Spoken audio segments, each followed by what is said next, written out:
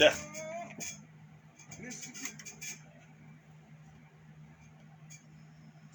Oh my. 94.3, the Ox Shooter Jennings. There got a dog barking in the background. Even call me the breeze on your Monday ride. 8:30 now, and time for Coffee Talk, brought to you by the Comanche Chamber of Commerce and Agriculture. Check them out at #Explore Comanche, Texas, as we welcome in and say good morning to Cynthia Newton with Hope Counseling. How we doing? Good morning. I am hobbling along on 6 legs, right? Yeah, 6 legs. There we go. Making 6 it. legs. 6 legs. Well, I've got a walker. Oh, okay. Yeah. You got the bad wheel. Now you got the good wheel now. You're just breaking it in. I'm just breaking it in. It's just taking me a little bit of time, and yeah. So anyway, I was gonna skip out again this week, but there's too much going on in our world for me to do that. Speaking of the wheels falling off. Yes, sir. So if you've been completely oblivious to what has happened in our world since Friday. Lucky you. Yes, you are very lucky. I will say that. As a mental health professional, and I want to start by saying that, as a mental health professional, I have been contacted on multiple platforms through multiple ways of, just how do we cope with what has happened? What is going on and how do we deal with this? Yeah. So, many of you have heard, okay, and I'm actually talking about the overturning of Roe versus Wade, and it was overturned on Friday and has touched the heart of the nation in a big way. Some agree with the changes and others do not agree. Today, I'm hoping to have a non-political discussion, guys. This is a very non-biased, non-political discussion about the impact of Roe versus Wade and how it can impact mental health, okay? So, this is non-political. This is completely 100% based on research. And I do want you to know that I am staying in the middle. Okay. Right. So I want y'all to understand that today. Basically, I'm just trying to help people from both sides of this, because both sides of this are reaching out to me asking for help.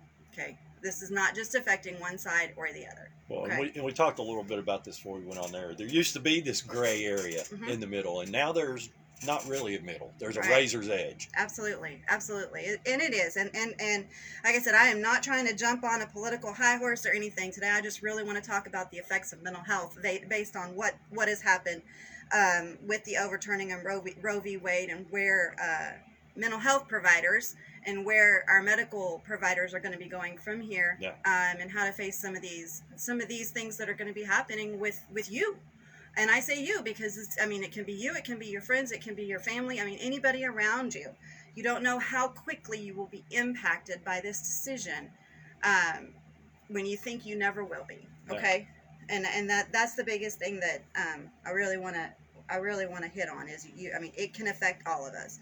All right, so mental health and abortion care has long been a topic of discussion. But with, of course, the Supreme Court overturning Roe versus Wade on June the 24th, that was Friday, and effectively eliminating abortion, that conversation has become even more timely.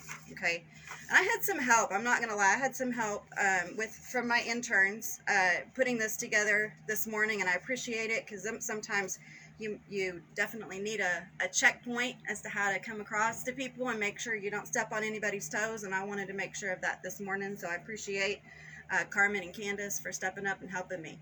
Oh, and I'm really tongue-tied because I haven't been on the radio in 2 weeks, and I had to You're out of practice. I am out of practice, and I had to put makeup on for the first time in 2 weeks, and that was just like a really huge chore this morning, so, I didn't think you'd want me to come in here and come in here in full mom mode. Yeah, full mom mode. All right. So how does having an abortion actually impact mental health? Okay, and how can the lack of access to this also play a role? So there's two different factors there. All right. So here's what we need to know about the future and its potential to impact mental health across the nation.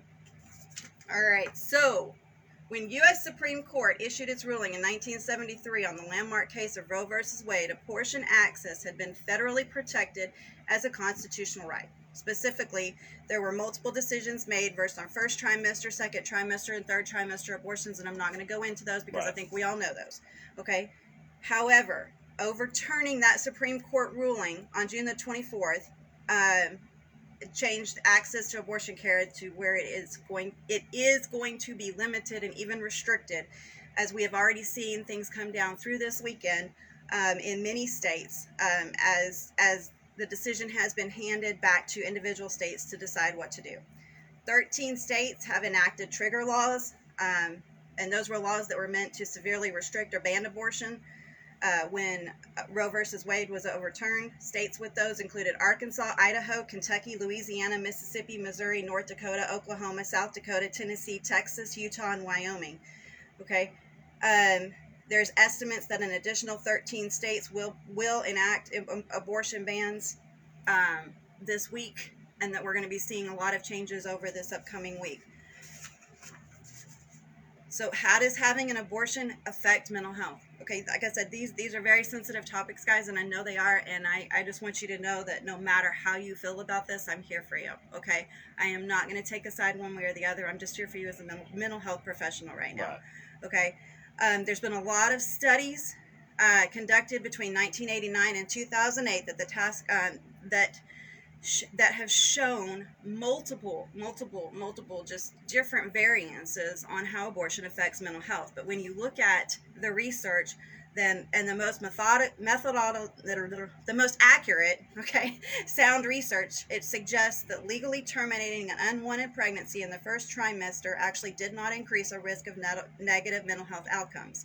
There is no research to indicate that abortion is a cause for subsequent mental health diagnosis. That's not saying that it is or it isn't. That's saying there's no research showing that it is a cause. Okay, so we don't have anything to substantiate or disubstantiate that. So I just want you to know that. I'm not saying one way or the other. All right, so how will a lack of abortion access affect mental health? Contrary to the early research finding, there's growing evidence that links lack of abortion access to negative mental health outcomes. Okay, the potential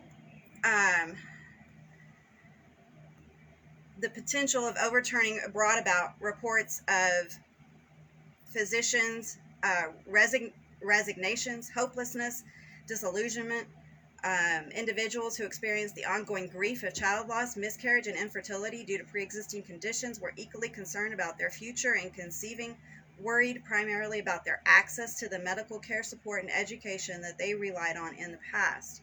Okay, again, this is not taking a stand, and I'm going to keep saying this, guys, because I want you to hear me, that this is what we are seeing. Okay, this is research-based. This is what has been seen, and these are research studies that have shown what has happened. So not talking about the person that goes and has an abortion just because I got pregnant, that referencing, that lack for people that might have a medical condition or some of those things that, again, I'm not getting in the political discussion, sure, but some of those what-if scenarios, okay?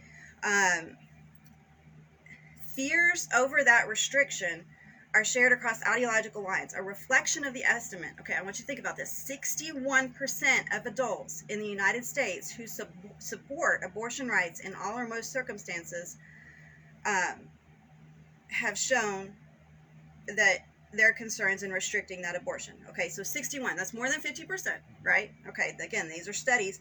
It's interesting because even the clients who are very against abortion have voiced empathy for women who need this medical service in certain situations. Okay, so even in certain situations, that empathy becomes huge. Okay,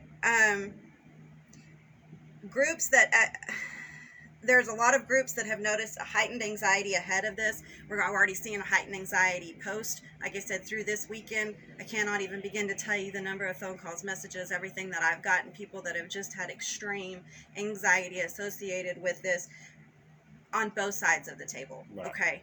So this is coming from everybody, and this is why I felt like it was such an important topic to address this morning.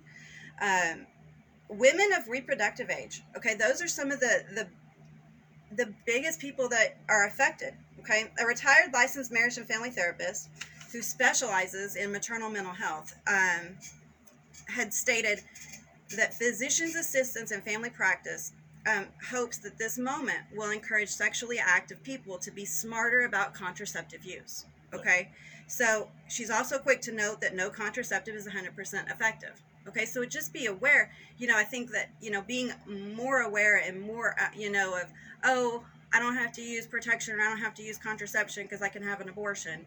being aware that that is hopefully going to increase some of that contraceptive use. And there's a lot of options out there. However, nothing is 100% effective.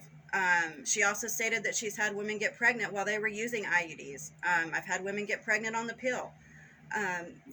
Not all men are willing to use condoms. And this will definitely increase the anxiety for all those individuals in those childbearing years. Okay. There's a lot of questions about stockpiling emergency contraception. Okay.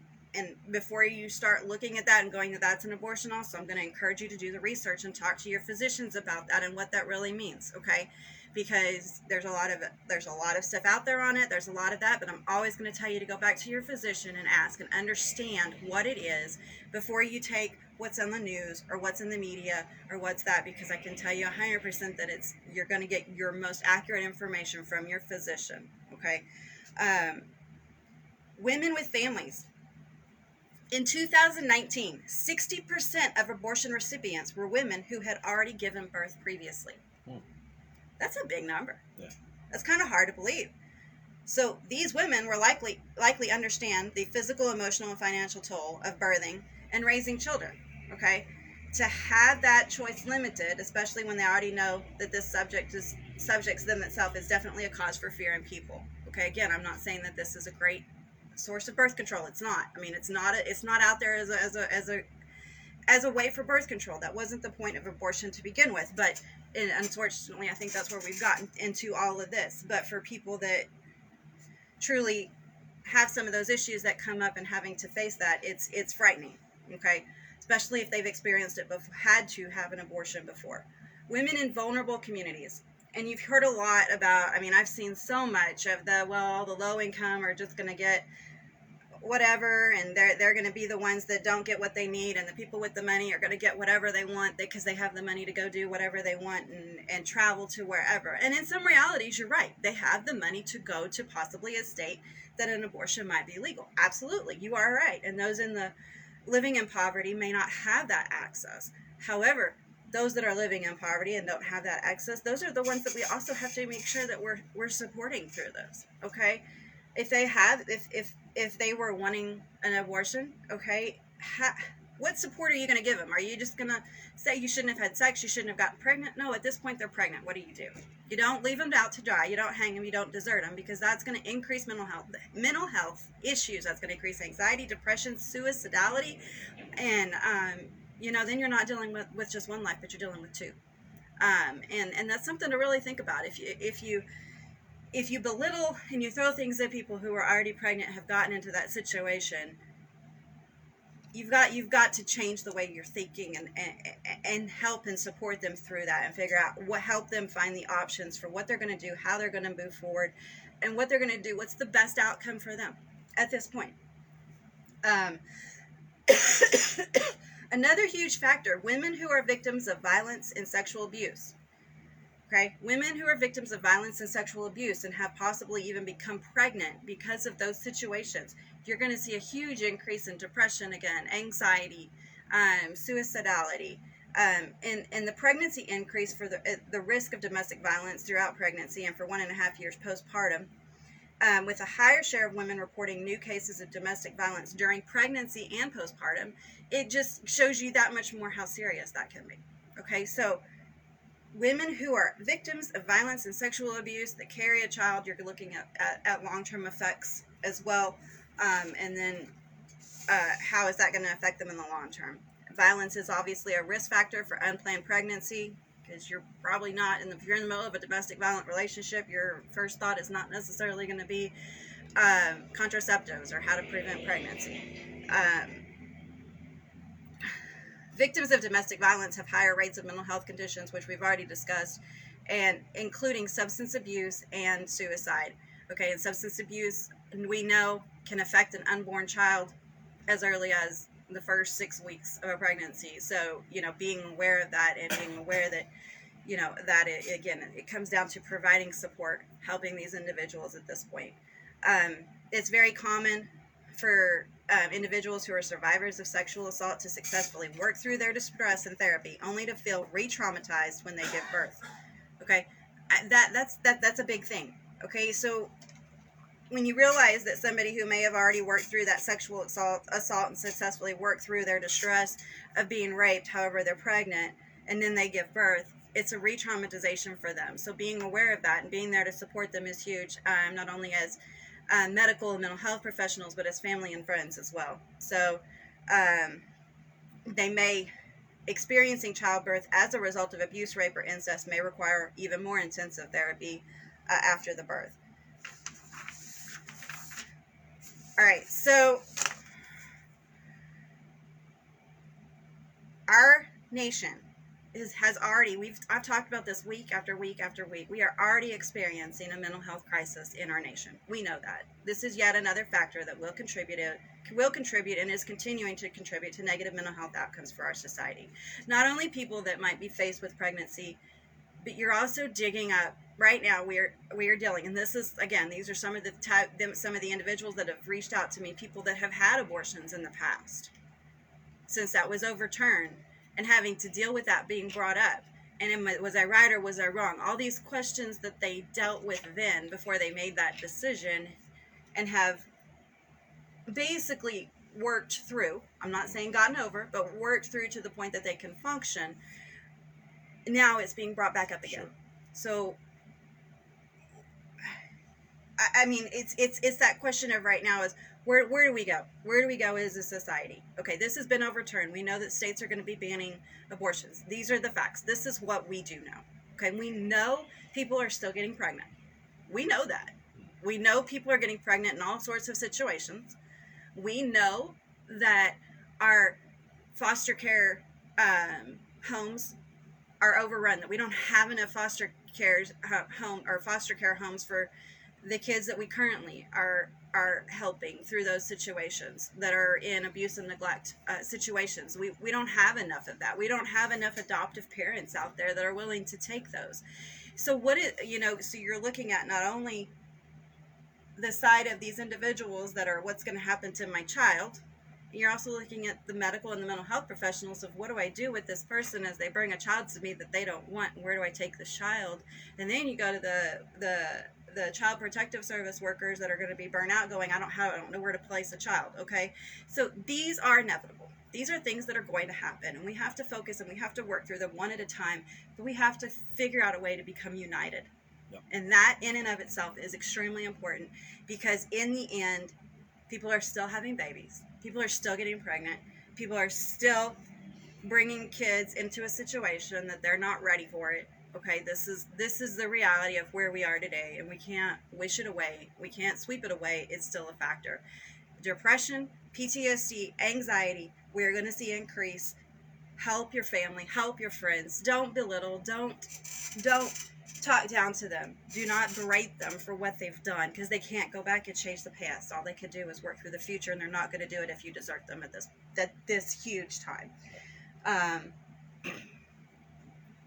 You can rely on you should be aware if you are currently in this situation. You can find people that you can rely on. If you don't feel like you can rely on people that are in your immediate family or your support groups, contact a mental health professional, contact your doctor. Hey, where can I get some help to talk through what I'm going through? Don't be hesitant to do that, because you're not only taking care of yourself, but you're taking care of a child too. And you want to make sure that you are doing what you need to do at this time to bring that child safely into this world, for however that needs to happen. Okay, there's so many resources out there, guys. If you're in the rural areas, obviously, which is where Hope Counseling serves, I know that even can make it more difficult, but I do want you to know that we are here for you at Hope Counseling of Texas and Comanche, Hamilton, Eastland, and Dublin, and anything we can do to help you through all of this, to help you deal with the anxiety, and also maybe help you problem solve as to how to move forward from any situation you might be in. We are here for you. Okay, again, I want to make clear, I am not taking a side. I am not about that. I am here to help you, no matter what you believe, no matter where you are in your life, that as a mental health professional, it is my duty and my obligation to help you through this crisis that you might be in, to help you overcome and find that support that you need. So again, guys, we're here at Hope Counseling of Texas, at Comanche, Hamilton, Eastland, and